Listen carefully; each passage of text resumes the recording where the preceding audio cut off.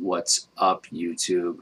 Hopefully my sound is working on both channels and both ears now. I've got like 3 microphones going, but anyways, I just wanted to share with you all this meme that I just saw: the most selective forest fires in history, and this was posted in a bunch of other places. It's been recirculated for a while now. This photo is actually from 2003. And it's it's from an investigation of a bunch of house fires that Fire Science has done an investigation on, and you can find the link here. I'll post that in the description below right now.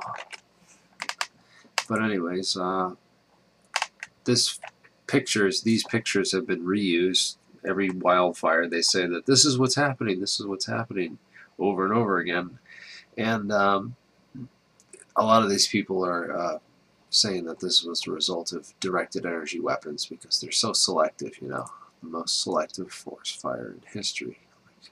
How could it burn the houses down and not the trees, So I've talked about this before, but I wanted to do another video on it because wildfires are running pretty rampant right now. Actually, I wanted to show you guys this. Look at that. Boom! Tons of wildfires going right now. And I posted this about the high temperatures. There was over 100 degrees in the Arctic Circle this week. These temperatures are off the charts. They're ridiculous. We're destroying the planet, and mankind is really underestimating how quickly and how effective we are going to be at consuming all of our natural resources and burning them up and destroying the planet. But anyways, these wildfires, I say, are a result of global warming, and also it's just natural for this environment. These forests have withstanded these kind of forest fires for thousands of years. I wrote up in the description here of the video a little description of what I think happened, because I have some experience in construction and with construction materials, and I'm thinking that if we take thousands of years of tree evolution that have survived hundreds of millions of years of these types of fires burning down the entire forest and leaving only a few survivors to then reproduce and grow back and become the dominant tree species in that area over and over and over and over again, that it would develop a lot of trees that would be very resistant to these types of fires and stuff. Well, these types of cheap houses and these developments that they're building, and let's see, they're dried wood. It's dried spruce framing with plywood over it. I doubt these were built in the time of zip wall with the that extra fireproof layering that they put on it. So it probably had maybe some Tyvek coating, or maybe some rhino liner or other type of similar coating on the outside beneath the vinyl siding that was probably put on the outside of the house. So plastic on the outside, and then some cheap asphalt shingles on top of probably 5/8 inch plywood. That versus I don't know the exact. This is from a different thing in different fires, but in the cases where this happens, I don't know what happened here. This might have been a case of arson. I didn't look into it deeply. I just saw that this was from 2003 and that it's been reused pretty much every year since, and that there's some links I'll show people to that. I thought it was pretty funny. So, anyways.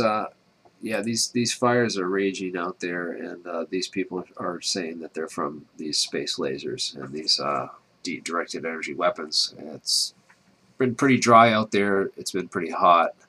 I think it would be easy enough to just start a fire with a drone with a little high-powered laser beam.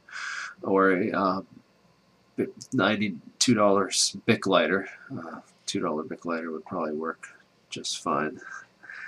So yeah, it's pretty pathetic that I have to do a video on this and talk about it at all. That's what's pathetic. Unless someone in the comments who supports this kind of stuff has something, some kind of evidence or something to like really put forth to say that they're really sure that these fires, they take these memes and say that these fires are,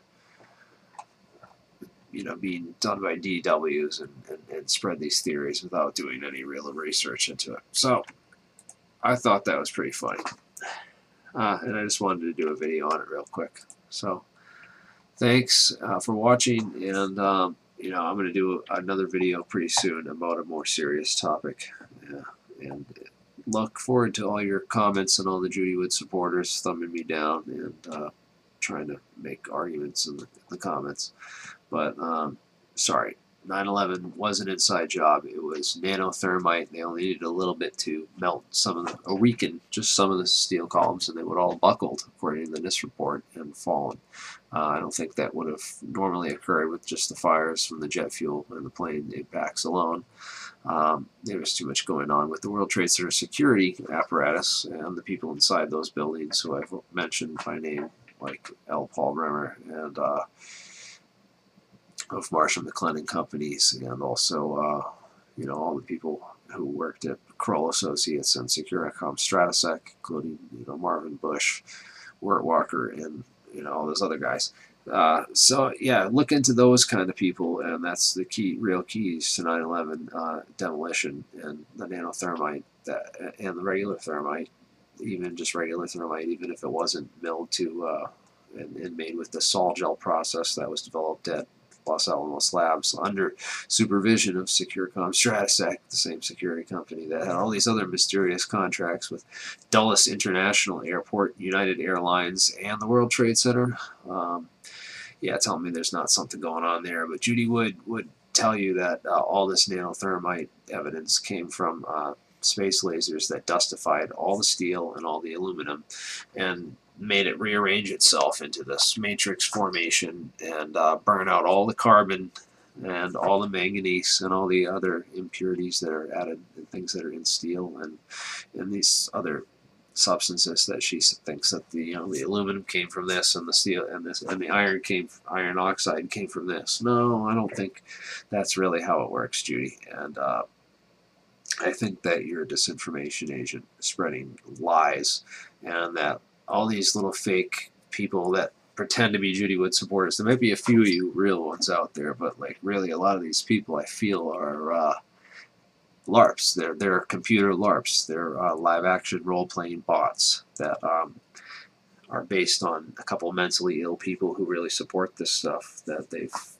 kind of recreated, that they give these sort of baseline comments back to anyone, and they leave them repeatedly under different accounts. And I think that maybe something like that is going on, and it wouldn't be too far from the truth. I think the whole thing I did with talked about Alex Jones on that last podcast, and I wanted to recap on a couple things I said there.